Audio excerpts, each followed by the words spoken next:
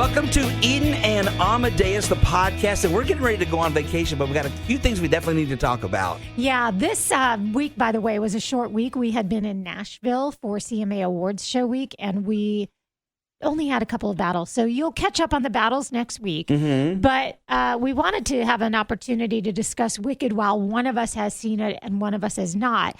The reason being that way we could be really extra careful of spoilers. If you know that one of the people hasn't seen it on the show, you know that you're not going to get a spoiler. It's funny because I was watching the cast on Kelly Clarkson, and Kelly Clarkson had already seen it. And honestly, she gave quite a few spoilers away. And I was sitting there watching going, Kelly, what are you doing? I haven't seen it yet. Your audience hasn't seen it yet. Now, we both have seen it on stage numerous times. So it's not that the storyline should have so many spoilers, but I'm sure they went out of their way to make sure there were a few things that would be surprising. So I just don't want to know what those things are until I see the movie, if possible. Typically, when I see a movie, I only have one person in my life that sees a lot of movies, and we go together. But we don't see each other for the rest of the week. And so I never have time to talk about the movies I love with people. And especially like I'm with you more than anybody else. And I want to talk about this movie so much. And I'm so excited that you're seeing it this weekend because when we see each other next, we can really dive into, like, there's so many things I want to tell you. I feel that since we're going on vacation, when we see each other next, I'll have seen it twice and you'll have seen it twice. I just think you're going to pop back into the theater and see it. Probably will, because I will say this, having seen it, no spoilers, can I use a bad word? Yes, it's a podcast. Effing amazing. Okay, even with permission, he just didn't do it. It's too wholesome. It's wicked. My mama wouldn't be happy if I used it, if I said that word. But anyway, yeah, I sat there in this movie theater. It's almost 3 hours, and I wish it had been another 3 hours. And it will be, but next year. It will be, for part 2. It's the word immersive.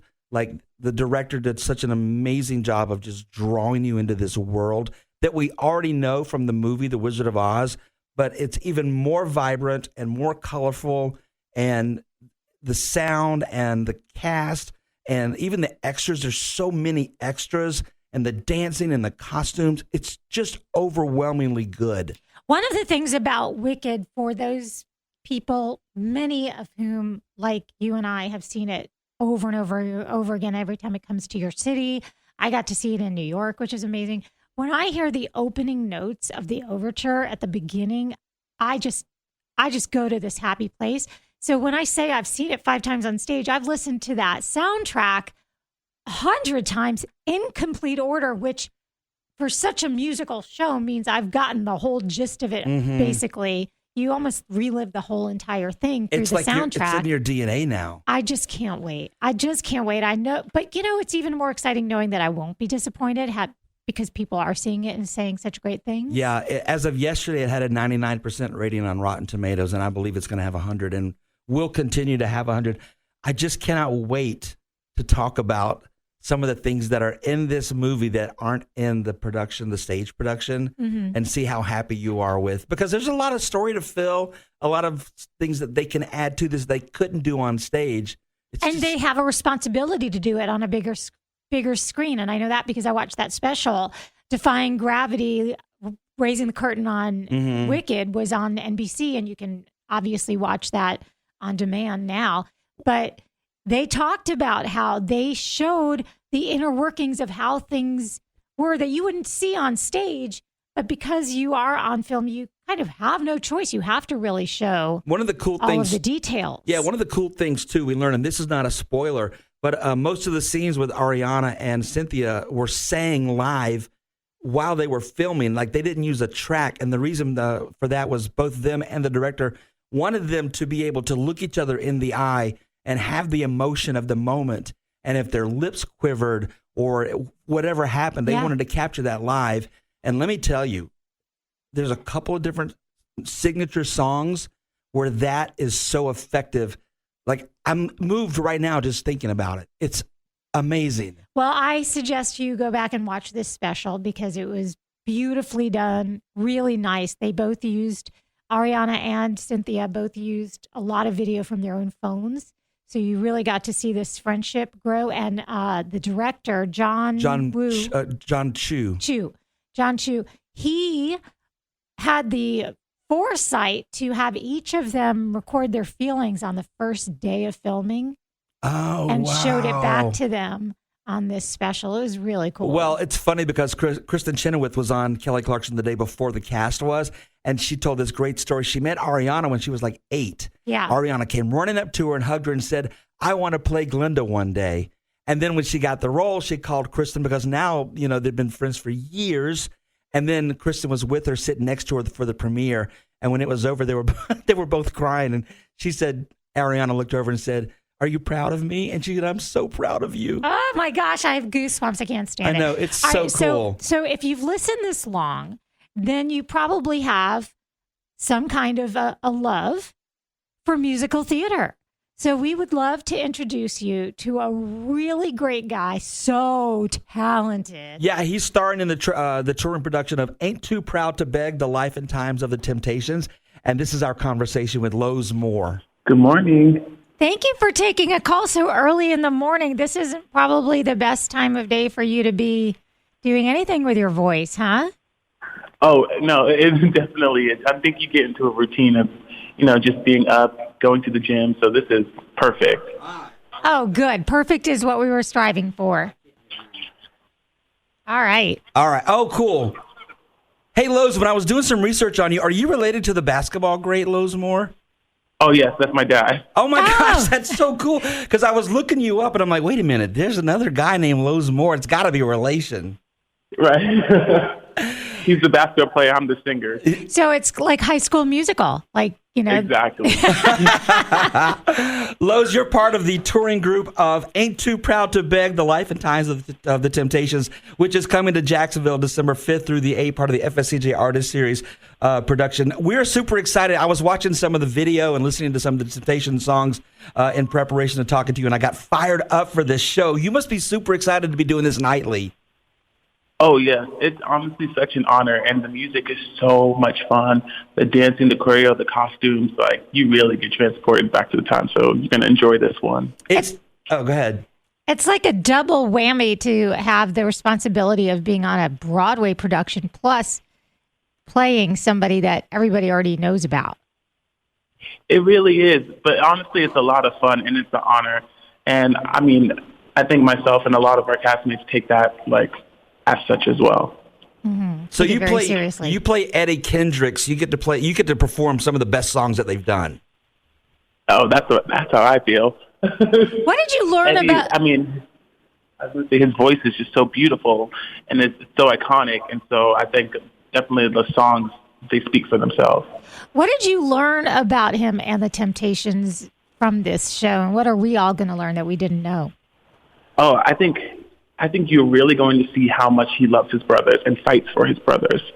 The Temptations are such an iconic group, and they are humans. They go through real-life challenges, and you get to see that when you see the show, how they handle it and how they kind of rise to fame and how they deal with it. Do you have a favorite song that you performed during the show? Oh, yes. I think I know for sure it's I'm Gonna Make You Love Me. Because it features Diana Ross and the Supremes. I bet that brings the house down. Did you say you were already at the gym this morning? Oh, yes. So obviously there's singing and dancing, but what do you have to do to stay in shape for this kind of a rigorous tour? I think for myself, it's just to keep moving. I know it's whether it's before the show, it's jumping rope or, really stretching, yoga, whatever the case may be. I think my body is adjusted to, the style of the show. But mostly that's the biggest part, just making sure I'm warm and ready to go. Do you ever do that thing we all found out about from Taylor Swift about running on a treadmill and singing? I think I'm a little bit more shy than anything. If I'm in the gym and there's no one in there, I'm going to give it a go. But the second that someone even looks like they're getting close. I remember reading one time that Beyonce's dad would have her run next to the car and she would have to sing while she was running because he wanted her to be able to perform and sing at the same time. Right, and that's why she's the legend that she is. Exactly. And you're going to get to that legendary status. Hey, we were just in Nashville for CMA Week, and we learned from a lot of artists that pickleball is now a thing that a lot of those guys do in their downtime. Do you guys have something that y'all do like that, something a little different? All right, so you must know that I love pickleball. I'm obsessed with pickleball. I bring my paddle with me. I don't get to play as often, but when I'm in New York City, when I'm in LA, I'm always pickleballing. What is it like in New York City as far as the pickleball scene goes? I'm just picturing the space. There have to be public places now everywhere. Oh yes, everywhere, and that's kind of my favorite part about it. It's like there used to be there's I think 12 courts in Central Park. There's some courts on the West Side. At this point, you can kind of pretty much go anywhere and play some pickleball. I have not embraced pickleball yet, but I was in Central Park about 2 weeks ago, and I went by that area where everyone was playing pickleball. I'm like, I haven't done it yet, so I don't get it, but it's crazy how many people do it. And by the way, I didn't know that you played. Like I said, we were just in Nashville, and all the country artists are doing it as well. Yeah, they're bringing the nets wow. and setting them up during the sound check on the arena floor before the chairs go in. And they're playing, before a concert. I think it's such a community-based sport. You can play 1v1, but most of the time you're playing with two people and you're switching out. That's what I love about it. Like, you can just go to a random court, put your paddle down, meet people, and just play a game. What is that? What do you mean put your paddle down? Is that like the system to say I'm here to play? Yeah, so imagine if you play tennis, you typically bring the people that you're going to play tennis with you, and that's the only people that you play with. But pickleball is like you bring your paddle to the court, and it kind of just rotates the next four available play. Oh, I didn't know that. That's very cool. Oh, my gosh, so social. No wonder people are just loving it so much. It's like in a bar when someone puts a quarter on the pool table, you know that their quarter is next. Right, exactly. That's awesome. Well, Lowe's, we couldn't be more excited to get to see you perform and for this show itself. So thank you for taking some time to give us a call. Of course. Thank you so much for having me. Now, doesn't this all make you want to go out and see a show, whether it's on the big screen or on the stage? I'm excited to see this stage production of Ain't Too Proud to Beg turned into a movie. I know we're going to be sitting here one day talking about how we've seen this 5 times and we have the soundtrack and no singing is allowed in the movie. But anyway, so it's a great time to be a music lover. And that production is going to be in Jacksonville, part of the FSCJ Artist Series production series, starting, I believe, December 5th. And you can get all the details at fscjartistseries.com. Thank you for listening. Happy holidays. And we'll talk to you again soon.